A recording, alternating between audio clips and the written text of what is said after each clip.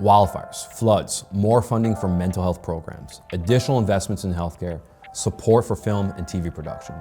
Addressing all of these required something called additional appropriations. So what does that mean? Every year, Nova Scotia introduces a budget. It lays out the government's plan for the year ahead, how much revenue we expect to bring in, and how much we plan to spend on things like healthcare, education, and infrastructure.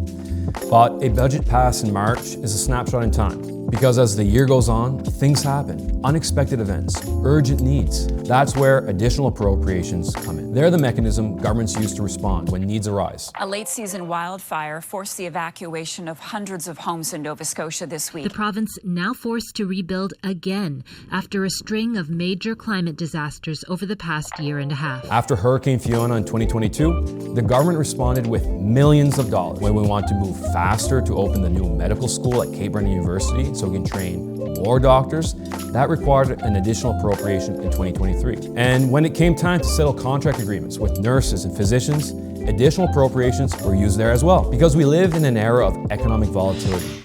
I said it before and I'll say it again.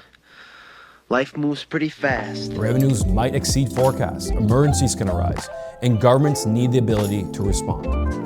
A fiscal plan is important, but you also need a mechanism to adjust when circumstances change. And when the province has the capacity to do more for Nova Scotians, we do more. The province brought in additional revenue, so we invested that additional revenue in Nova Scotians.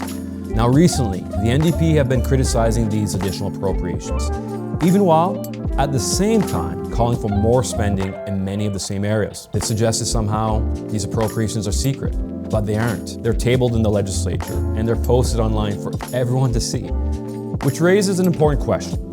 If the NDP were in charge and Nova Scotia faced wildfires, floods, hurricanes, or Nova Scotians needed mental health care or emergency care, would the NDP say no? Because lately, that's what their position seems to suggest. These additional appropriations aren't political maneuvers.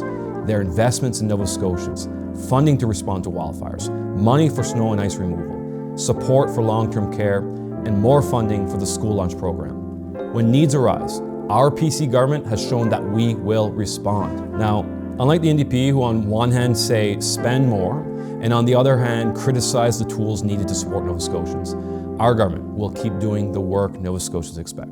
Proactive, pragmatic, and making sure every single dollar is positioned to meet the moment. That's how we defend Nova Scotians today and protect our province for the future.